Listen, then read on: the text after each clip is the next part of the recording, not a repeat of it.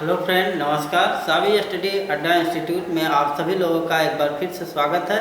हम लोग टेंस के अंतर्गत आज का टॉपिक है पास्ट कंटीन्यूअस टेंस और उसका तीसरा पार्ट यानी कि इंट्रोगेटिव सेंटेंस के बारे में अध्ययन करेंगे। और मैं एक बार फिर से अवगत कराना चाहता हूँ पास्ट कंटीन्यूअस टेंस के बारे में। तो पास्ट कंटीन्यूअस टेंस की पहचान होती है, सबसे पहले इसको ध्यान देंगे कि किसी भी हिंदी वाक्य के अंत में रहा है, रहा था, रही थी, रहे थे ऐसे शब्द आए और वाक्य भूतकाल में हो और उसमें कार्य जो है जारी रहे, वह पास्ट कंटीन्यूअस टेंस का वाक्य होता है। तो आइए देखते हैं पास्ट कंटीन्यूअस टेंस का interrogative sentence. Past continuous tense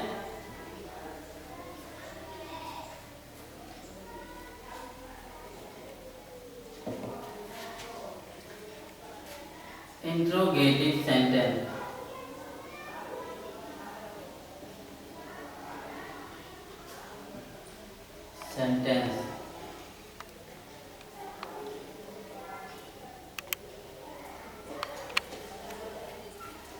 past continuous tense का इंट्रोगेटिव सेंटेंस के नियम हैं।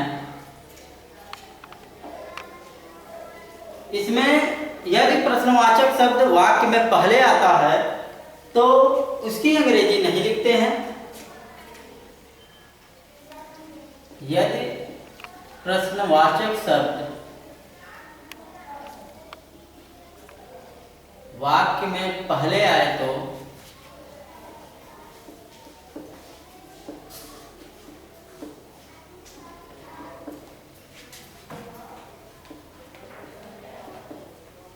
उसकी अंग्रेजी नहीं लिखते हैं।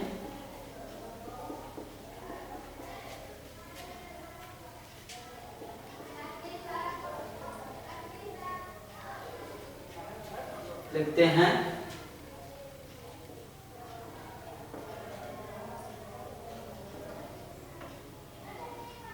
उसके बदले में सहायक क्रिया वाज वेयर का प्रयोग किया जाता है। वाज वेयर का प्रयोग किया जाता है।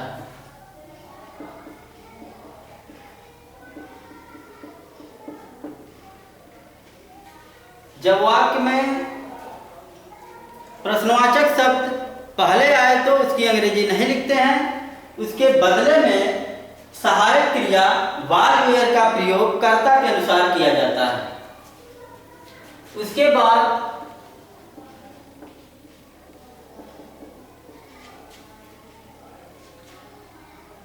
सब्जेक्ट यानी कर्ता,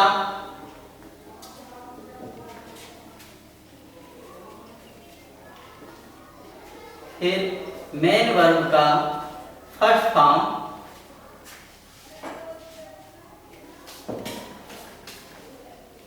और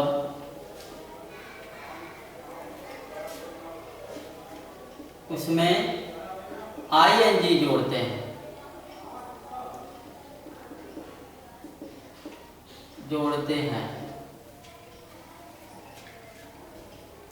जैसे क्या राम अपना खेत जोत रहा था।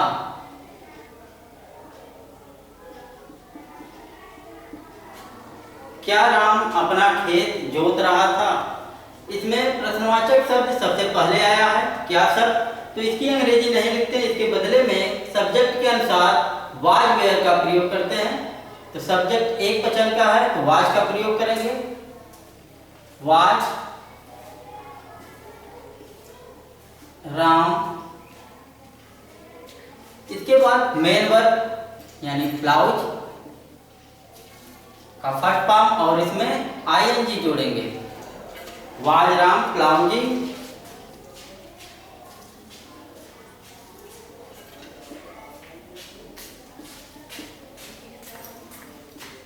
हेस्टेड।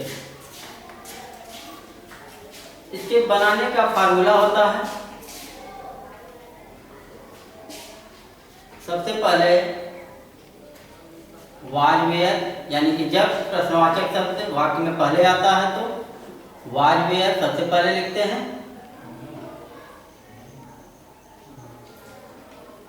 फिर इसके बाद सब्जेक्ट,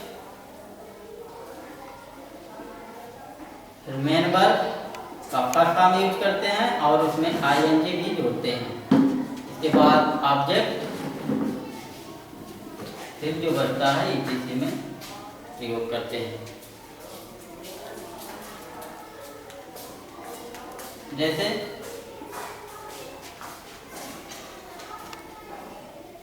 क्या बच्चे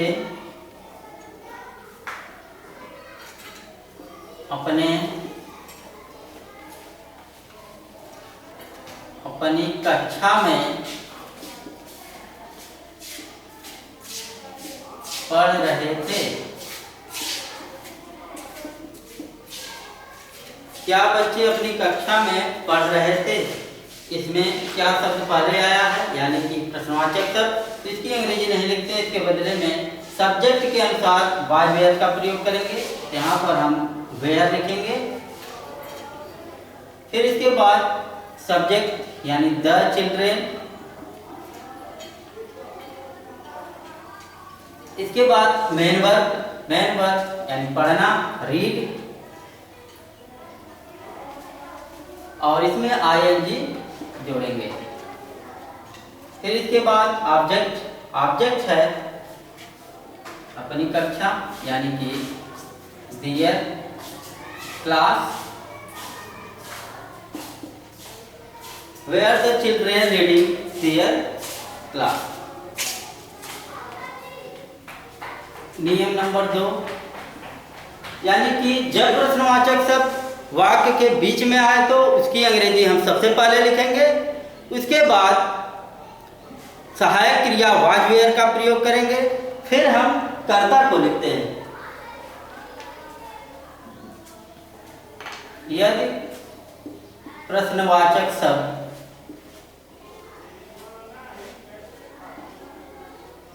वाक्य के बीच में आता है तो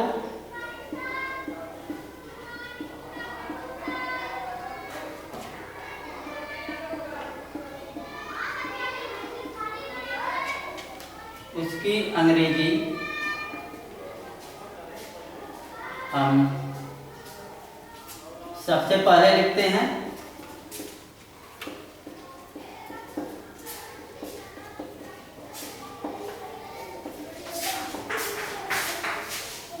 उसके बाद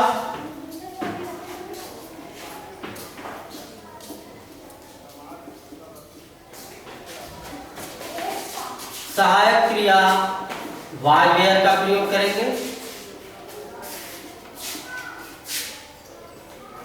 कर्ता के अनुसार।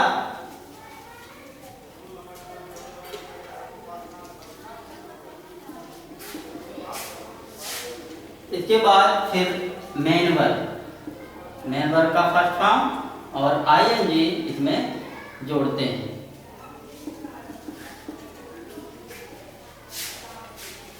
यानी कि जब प्रश्नवाचक शब्द वाक्य के बीच में आए तो उसकी अंग्रेजी हम सबसे पहले लिखते हैं, उसके बाद हम वाज वेयर का प्रयोग करते हैं। जैसे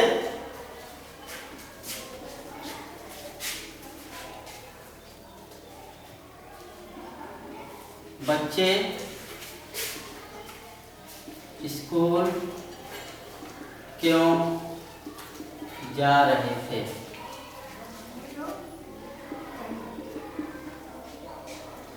बच्चे स्कूल क्यों जा रहे थे, तो इसमें सब प्रश्नवाचक शब्द बीच में आया है तो इसकी अंग्रेजी हम सबसे पहले लिखते हैं वाई।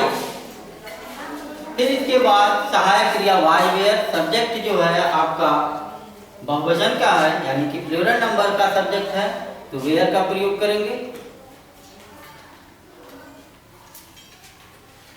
फिर इसके बाद main verb.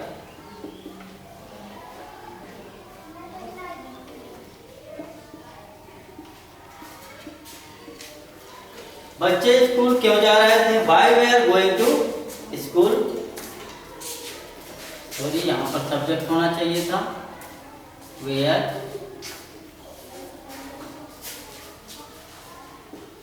The children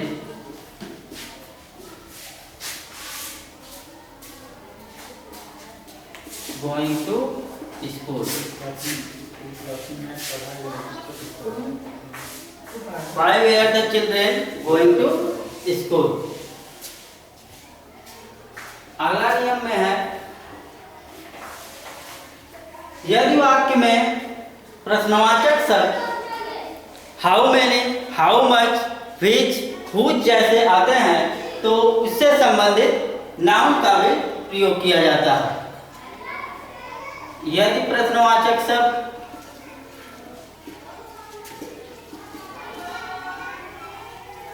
how many,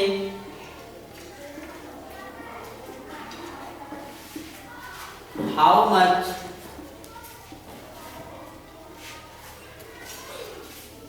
which और हुज आता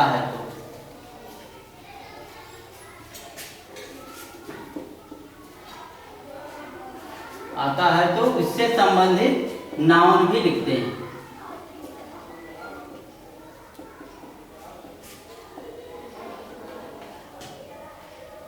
इससे संबंधित नाउन भी लिखते हैं। जैसे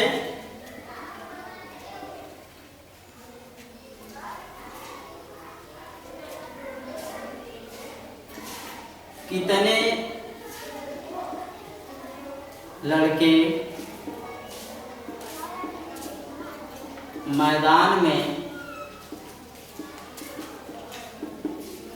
क्रिकेट खेल रहे थे।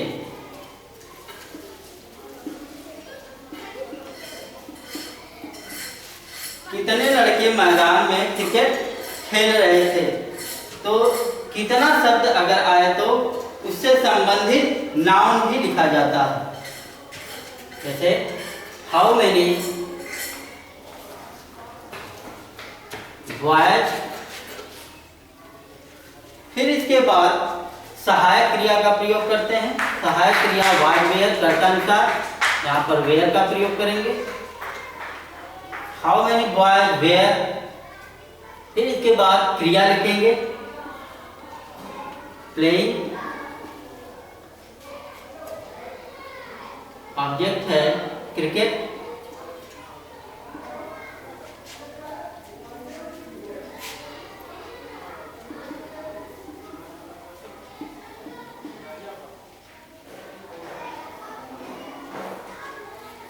How many boys were playing cricket in the field. तो चाहे कितने हो, चाहे कितना हो, विच यानी कौन सी, हु यानी किसको, ऐसे अगर प्रश्नवाचक शब्द आते हैं तो उसके साथ उससे संबंधित नाउन का भी प्रयोग किया जाता है। अगले नियम में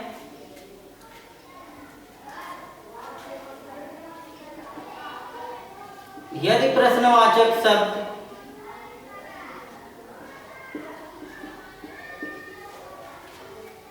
हु यानी कि कौन शब्द हो तो, कौन हो तो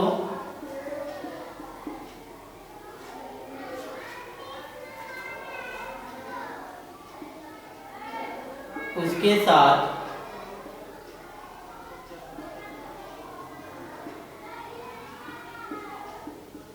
अफर्मेटिव का नियम लागू होता है। यदि प्रश्नवाचक शब्द हु हो तो उसके साथ अफर्मेटिव का नियम लागू होता है। जैसे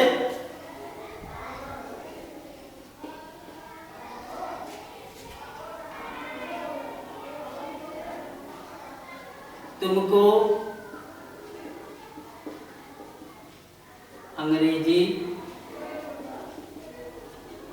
कौन पढ़ा रहा था।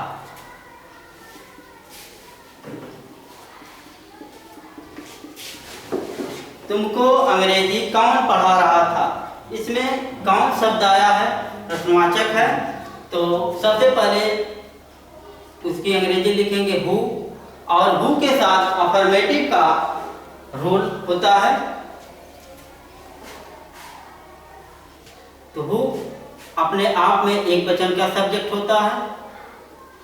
Who was teaching,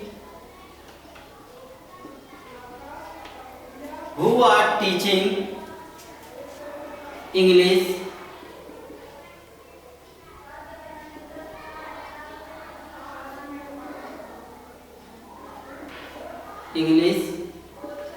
to you।